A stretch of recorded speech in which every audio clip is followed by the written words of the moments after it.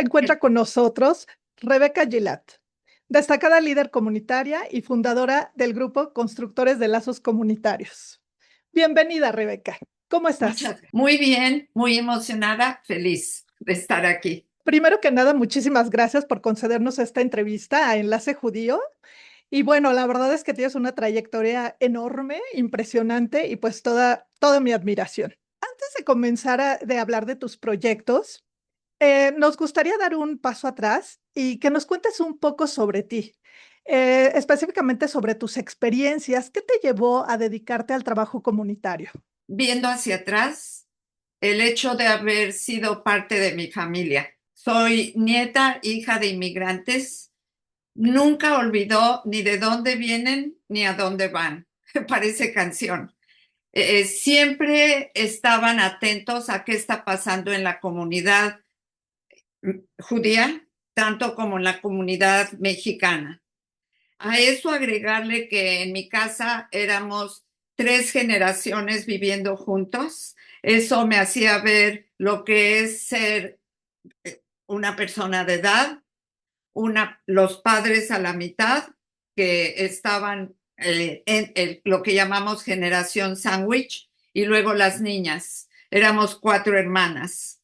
Era una familia feliz, arraigada y muy intensa con respecto a qué hay fuera de nuestra casa, qué hay más allá.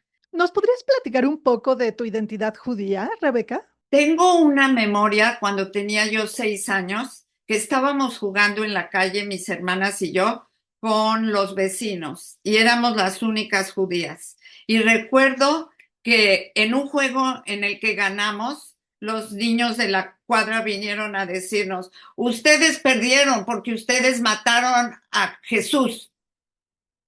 Corrí a mi casa llorando a decirle a mi mamá, mami, los niños dicen que matamos a Jesús. ¿Quién es Jesús? Esa es mi primera memoria en ser diferente. La segunda memoria tenía que ver con Navidad, donde los niños de la cuadra donde vivíamos salían a enseñarnos sus juguetes. Y yo iba corriendo con mi mamá, ¿por qué nosotros no recibimos juguetes? Y entonces ella me explicaba, etcétera. Todo mi crecimiento fue dentro de la escuela judía, Colegio Israelita de México. Y esos eran mis amigos, pero era mi familia también. Y la primera vez que tuve contacto directo y realmente amigos fuera de mi casa fue cuando entré a la universidad, a la UNAM. Y me di cuenta que somos exactamente iguales, excepto por la religión. Soy una judía muy orgullosa de quién soy. No me escondo. Cuando alguien tiene algo que decir que es algo antisemita, no me quedo callada. No me da vergüenza hablar.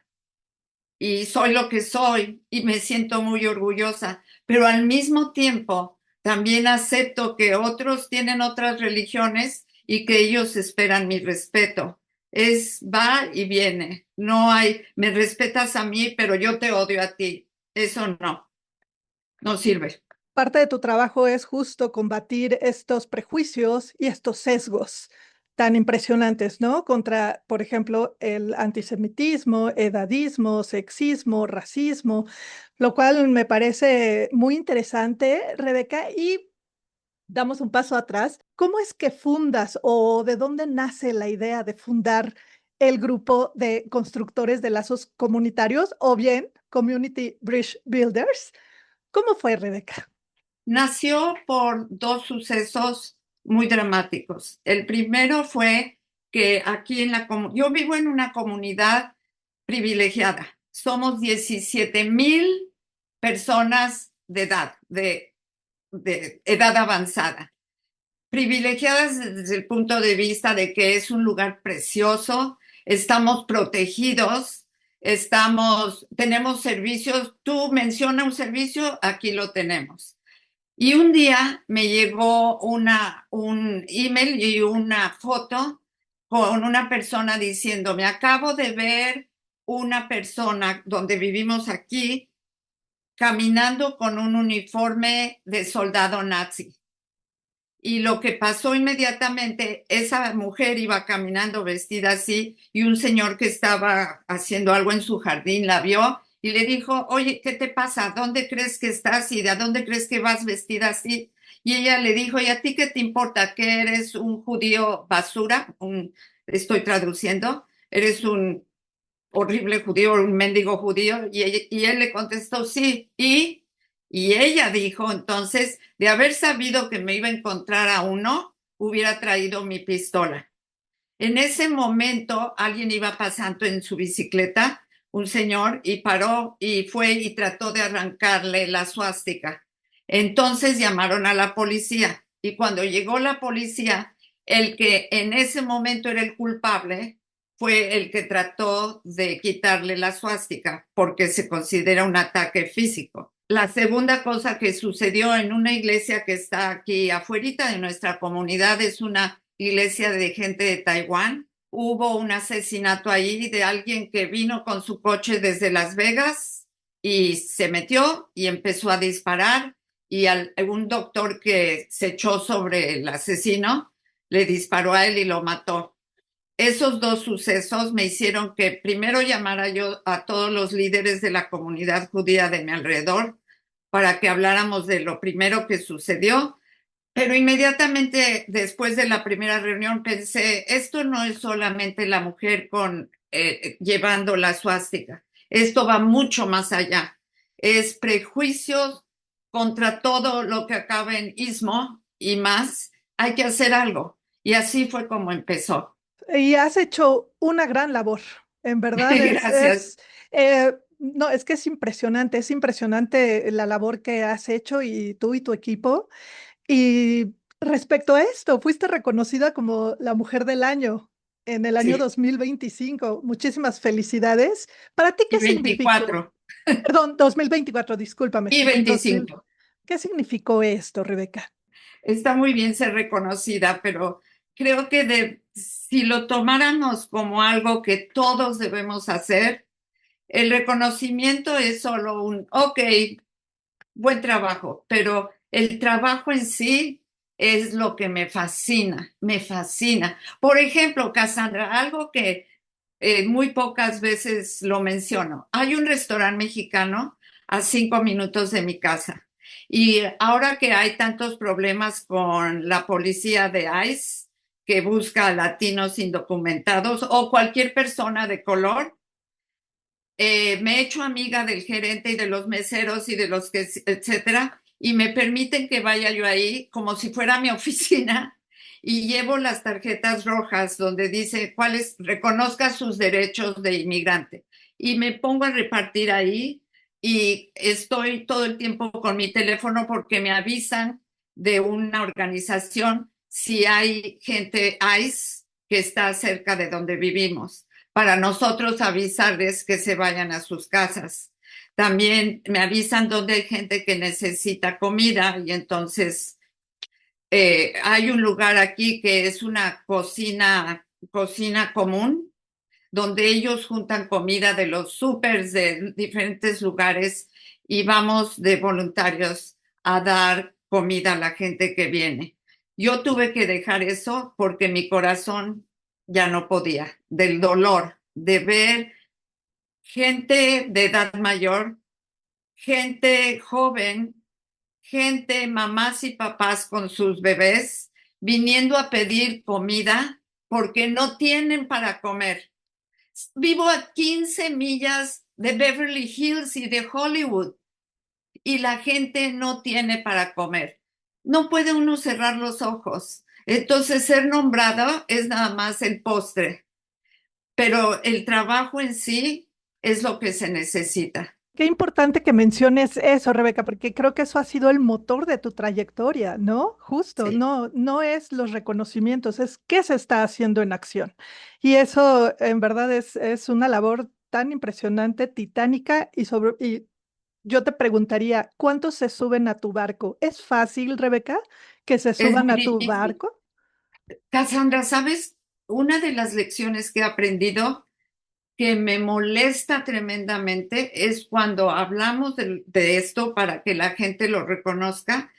Depende de qué estás hablando, siempre hay gente que lo niega. Si estás hablando de racismo, la gente, no quiero empezar a acusar, pero hay gente que te dice, ¿cuál racismo? Mírame, llevo aquí 25 años, nunca he visto un ejemplo de racismo.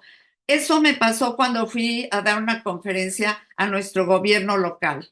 Y uno de los que son nuestros líderes fue lo que me dijo. Entonces me paré y le dije, señor, con todo respeto, pero usted podría ser el póster de lo que es ser privilegiado. Nada más mírese, hombre alto, blanco, mire cómo está vestido, yo le apuesto que tiene una educación muy alta. ¿Por qué iba usted a ver en cualquier momento de su vida que hay racismo? Cuando di mi programa de edadismo aquí en mi propio lugar, la gente, todos de edad mayor, no, yo estoy feliz, todos me tratan bien, mis hijos me vienen a ver casi diario, tengo el dinero y estoy muy sano. Cuando hablamos con ellos uno por uno, bueno, no era realmente la verdad lo que dije, porque la última vez que me visitaron mis hijos fue hace un año y me siento muy solo. Y cuando voy fuera de aquí, me tratan como si no existo. Lo mismo con cada vez que vamos a un grupo que vive así, que no quiere ver la realidad, lo niegan, que no existe. Entonces, cuando regreso a mi casa con mi grupo de los que he estado entrenando, nos sentimos a veces que esto no va a ningún lado, esto no avanza. Pero por el otro lado, es paso a pasito, paso a pasito. Y no para que la gente reconozca, yo soy malo o yo soy tonto, es para que tengan los ojos abiertos y ser un aliado, solo ser un aliado. ¿Sabes cuál es la imagen que no se me quita de la cabeza por años? En las películas históricas de qué pasó en Alemania durante la Segunda Guerra Mundial, cuando tú ves las películas en sí que alguien tomó de cuando se estaban llevando a los judíos a un campo de concentración y te fijas en los alrededores de las calles que están los vecinos viendo como si nada está pasando y nadie dice una palabra. Eso no lo puedo olvidar, que la gente calla y otorga. Respecto al edadismo, ¿cómo se combate algo cuando la misma víctima ya internalizó los estereotipos del envejecimiento? Es decir, la misma víctima se asume como, digamos, se asume bajo estos sesgos ¿Sí?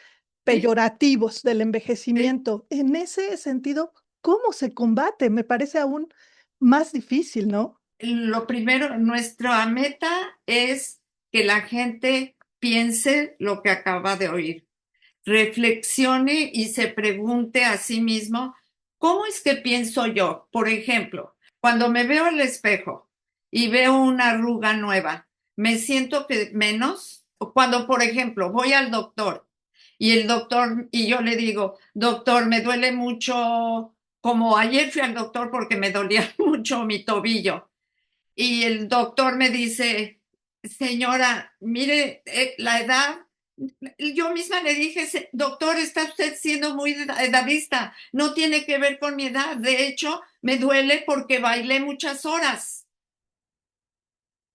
Entonces, si uno está atento a lo que dice, lo que oye y lo que piensa, todos los anuncios, los comerciales que vemos en la televisión acerca de cómo rejuvenecer, los productos, las inyecciones, las operaciones, ¿por qué? Sí me gusta ponerme maquillaje para yo verme más bonita para mí, pero no porque otro esté esperando que me tengo que hacer una operación para verme más flaca. Y sobre todo en los países donde leí algo que me fascinó. Si uno va a África, la gente más flaca es aquellos que no tienen para comer, es su nutrición, es que el agua está sucia, etcétera, etcétera. Cuando uno va a los países ricos, mientras más flaca, más grande es la casa.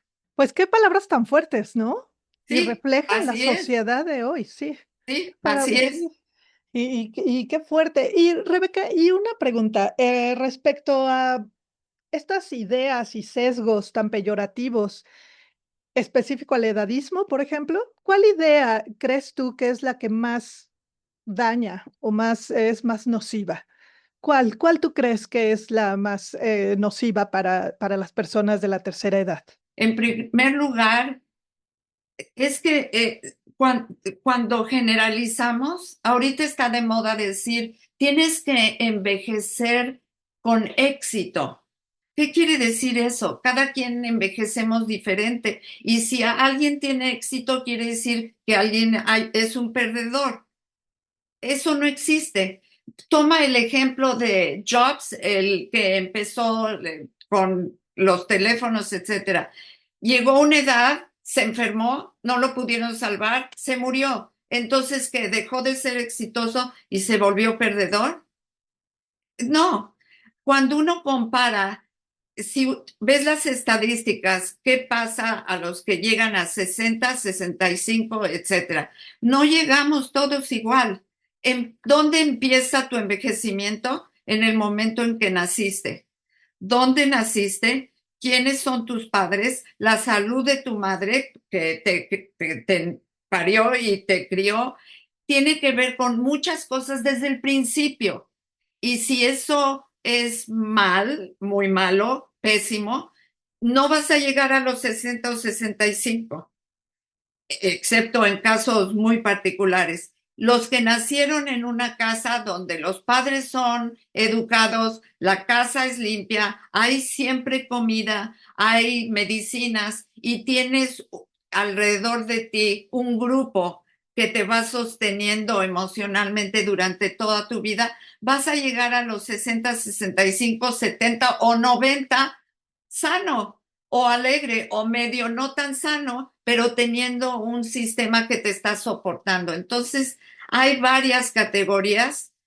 En primer lugar, lo que hay que pensar es que no es un grupo homogéneo, que decir, llegó a los 60, 65, todos son iguales. No, cada viejito y viejita o persona mayor somos diferentes, cada uno. Y mientras más envejecemos, más diferentes nos volvemos porque nos volvemos más lo que somos, La identidad como que ya más fortalecida, ¿no? ¿sí?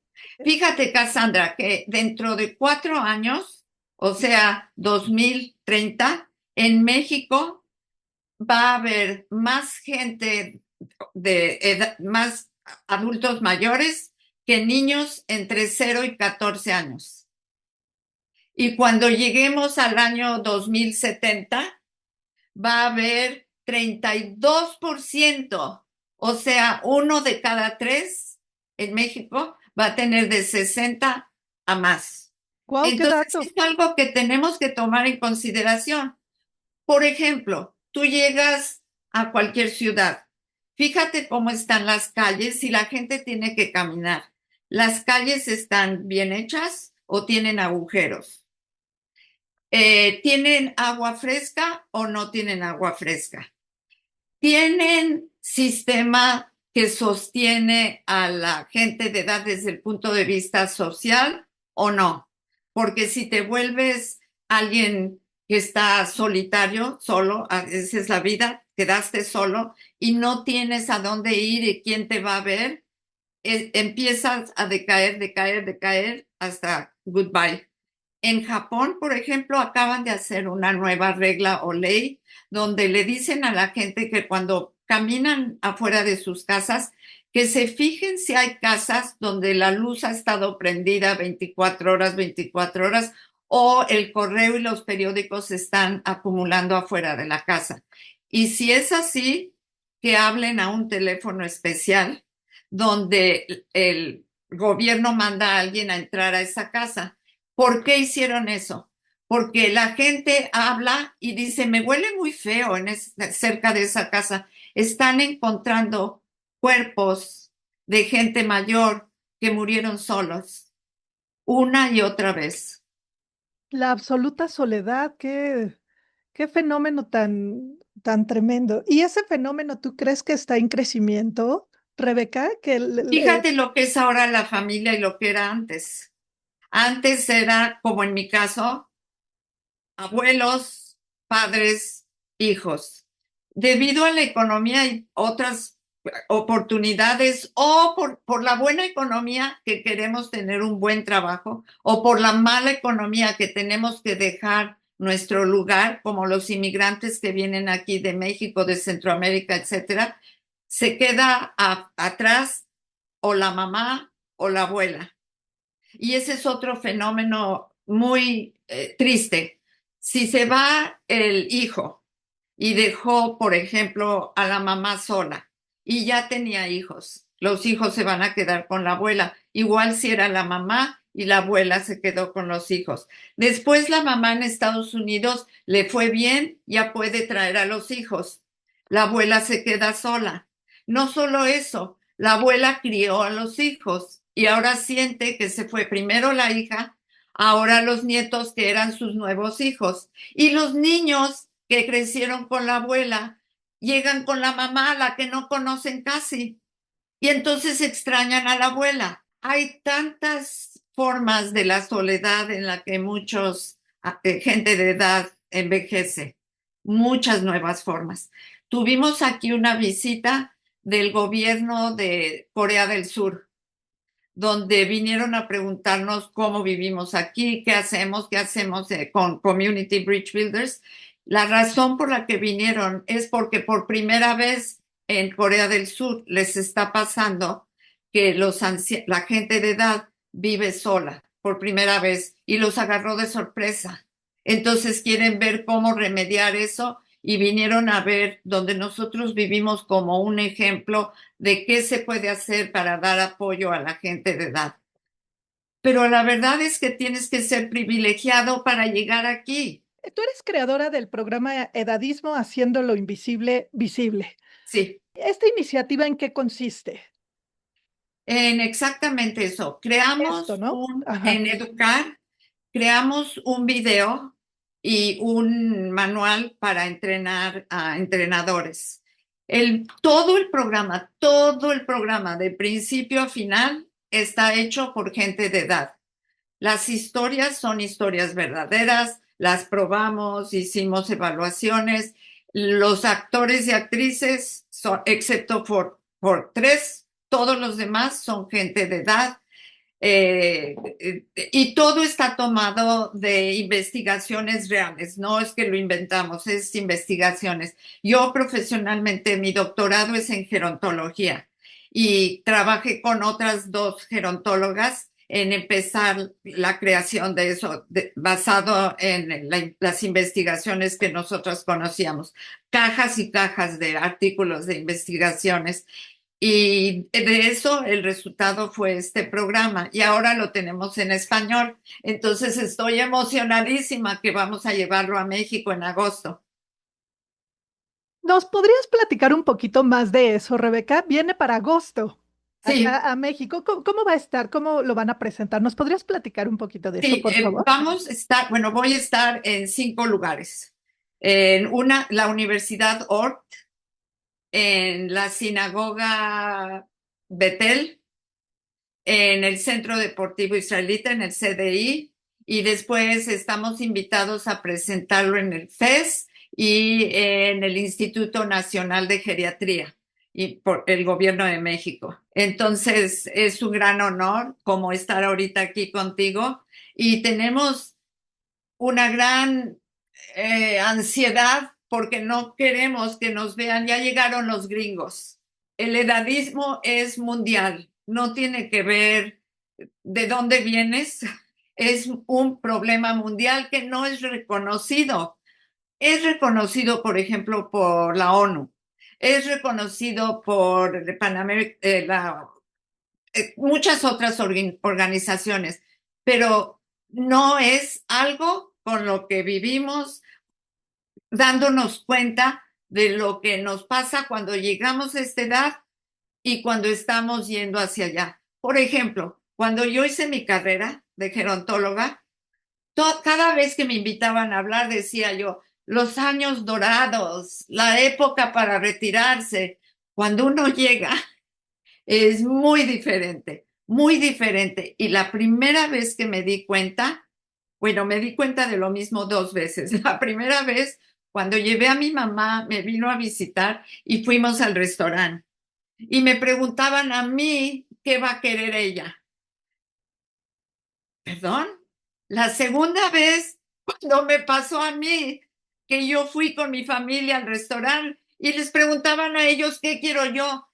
Ese momento de volverse invisible, Cassandra, es un shock al cerebro y al corazón. Es un shock, como, ok, ¿por qué no me hablan a mí? Sí, pues anulan la personalidad, ¿no? Sí, Anulan la sí, identidad de la persona. sí. Qué grave. Y Rebeca, y ahora que van a venir a México con este programa de edadismo, haciéndolo invisible, visible, ¿qué impacto es el que esperan? Yo soy muy optimista. Yo lo que espero es que me hagan preguntas que tienen que ver con sus experiencias. No que me inventen qué bien está todo. No que piensen, ay, este video con puros gringos ahí no tiene que ver con política.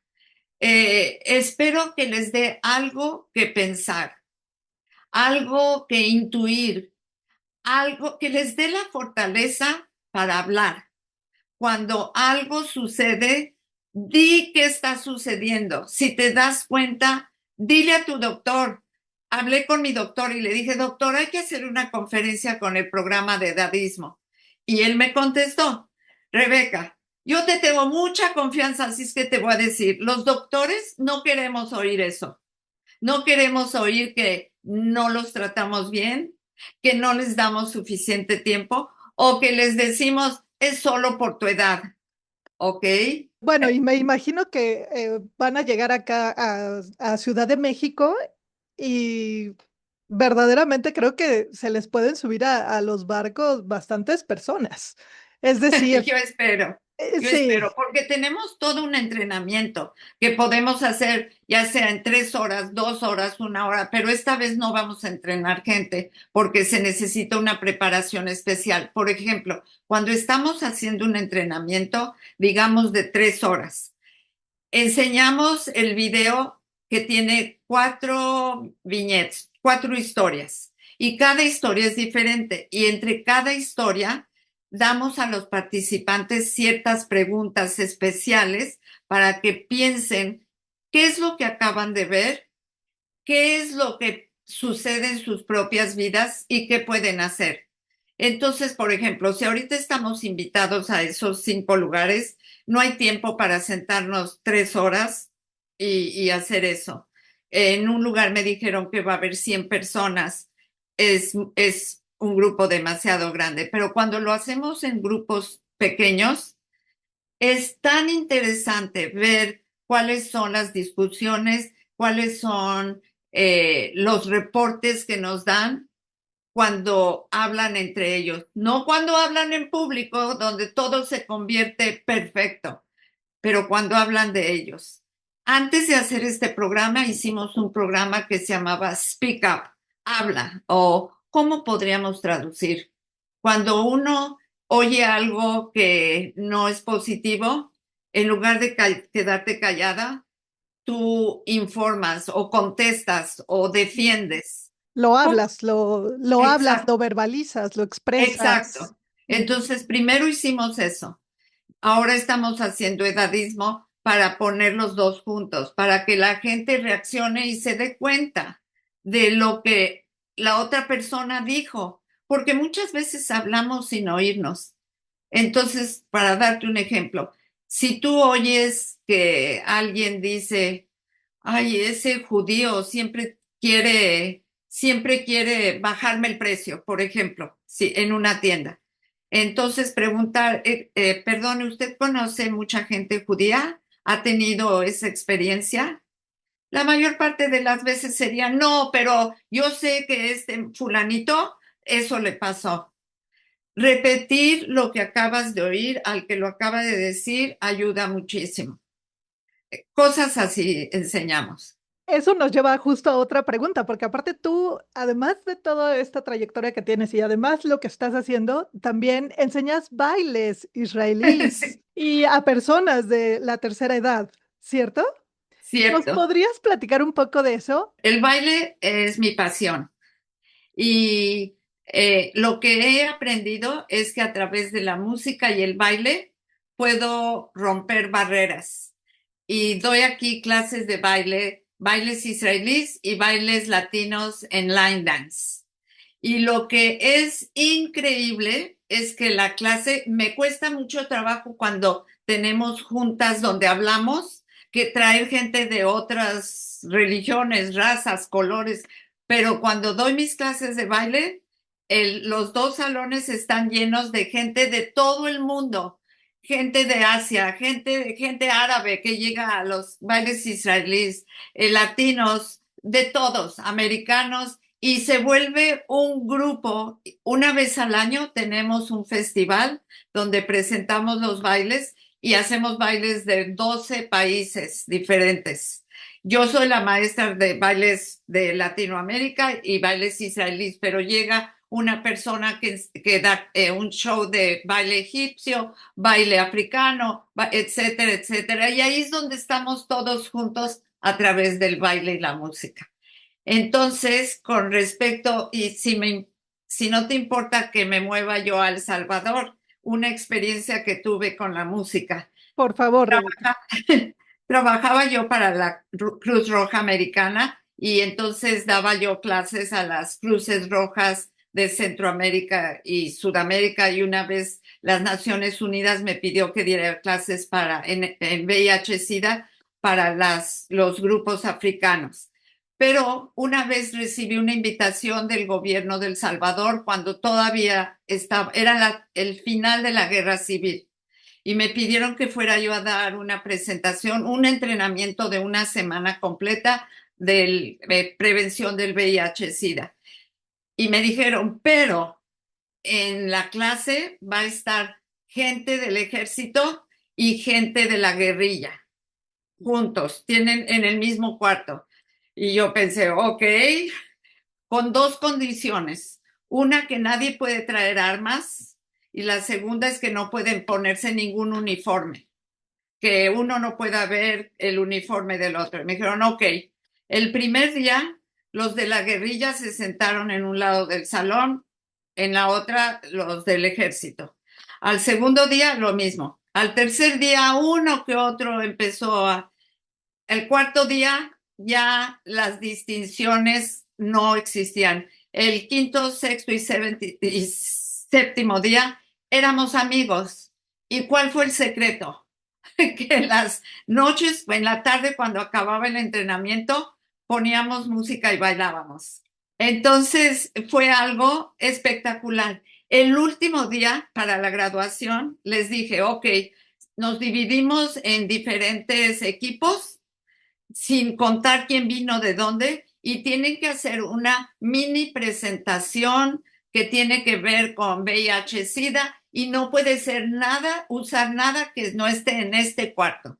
Entonces unos hicieron un teatrito, otros hicieron unas poesías, un grupo hizo una canción y era de la guerrilla y de los del ejército acerca del VIH-Sida. Y esta era una canción preciosa. El día de la graduación llegó el público, las familias, todos, y había que nadie de nosotros sabíamos, llegó de casualidad un productor de música y les grabó la canción y la pusieron en el radio y la tocaban una canción de prevención del VIH-Sida. Estuvo fabuloso, Cassandra, y era porque el baile y la música y el entorno de estar juntos creó ese grupo. Fue algo increíble. Y yo cuando era chiquita, mi sueño dorado era bailar en el grupo de Amalia Hernández del Ballet Folclórico de México. Así es que toda mi historia tiene que ver con baile. ¿Y qué experiencias creando puentes a partir de tu pasión, que es el baile? Wow. Y justo te iba a preguntar, dado que trabajaste en El Salvador durante la Guerra Civil, esto que nos contaste, participando en programas de prevención de VIH, SIDA, etcétera, justo te iba a preguntar cómo estas experiencias que viviste en esos momentos habían contribuido a estos proyectos Exacto. de tu vida. Justo te iba a preguntar eso, Rebeca, pero qué bonito. Muchas gracias por compartirnos. ¿Cómo fue eso, no? Esa experiencia del baile Sí, y qué fantástico. Pero bueno, sí me gustaría agregar un poquito más de respecto a toda esa experiencia. Me imagino que fue también muy difícil y muy fuerte en El Salvador. Pues, ¿qué te dejó esa experiencia respecto a tu labor comunitaria? tuve el orgullo y el honor de vivir por un tiempo corto en las montañas del Salvador como parte invitada de la guerrilla. No es que yo tenía una ametralladora, nada de eso, pero viví con ellos para ver qué era vivir ahí con ellos. Aprendí tanto, Cassandra, aprendí tanto acerca del espíritu humano. Vi cuáles eran los hoyos, los agujeros en las montañas donde escondían a sus hijos, a sus niños para que no se los llevaran al ejército. Aprendí de ellos lo que es la lucha por el pan diario.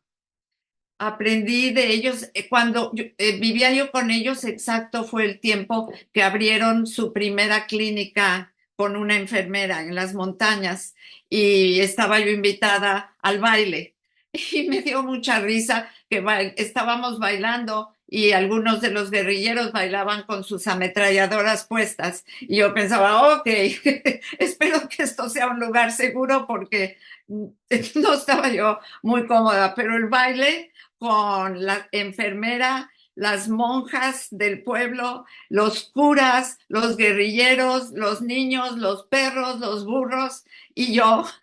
Fue algo inolvidable. Y ellos trataban de enseñarme el honor que era para ellos, que yo vivía con ellos. Y yo me sentía tan mal de ser algo para ellos, algo especial. Por ejemplo, ellos comían frijoles, pero una vez me trajeron carne. Y yo veía que eso era más de lo que ellos podían gastar su dinero y me sentía tan agradecida, pero al mismo tiempo tan apenada. Tuve también en esa época la oportunidad de conocer al jefe de una de las 14 familias de los ricos del Salvador y a la guerrillera número uno, a la líder mujer, porque estaba yo haciendo un estudio de las mujeres líderes de Centroamérica. Entonces, hay una historia que tengo aquí, sus dos libros dedicados, porque me hice amiga de los dos. Y la historia es que esta, la guerrillera mayor, la pusieron en la cárcel cuando la capturaron la policía y él era el papá del ministro de turismo más joven del Salvador. Y para que sacaran a la guerrillera de la cárcel, los guerrilleros raptaron al hijo ministro, al hijo de este señor. Y entonces fueron con el gobierno y el señor rico dijo, tenemos que pagar lo que quieran y el pago era sacar a la guerrillera de la cárcel. La sacaron y como a los 2 días les trajeron al hijo, pero el hijo venía muerto. Cuando yo tuve la oportunidad de hablar con ellos y oír sus historias, el señor que perdió al hijo se dedicó desde la guerra civil hasta que falleció, dedicó a ayudar al pueblo salvadoreño, a pesar de haber perdido a su hijo. Y yo lo conocí porque yo entonces vivía yo en Washington y trabajábamos juntos ahí para conseguir material médico que ya no se usaba en Estados Unidos y mandarlo a El Salvador. Entonces, cuando yo iba mucho a El Salvador, iba a los hospitales a ver qué hacía falta, a entrevistar a gente que la tenían arrumbada porque estaban contagiados de VIH y darme cuenta que, por ejemplo, las camas no había sábanas. Era una situación muy, muy, muy difícil. Y pude oír las dos historias de los dos lados y pude ver cómo el señor que le quitaron al hijo dio su vida para el pueblo después y la mujer que estuvo en la cárcel se volvió parte del Parlamento de El Salvador. Rebeca, y para cerrar la entrevista, ¿qué mensaje tú le darías a la audiencia de Enlace Judío? Quisiera yo vivir en un mundo diferente. Mi preocupación ya no es por mí, para nada.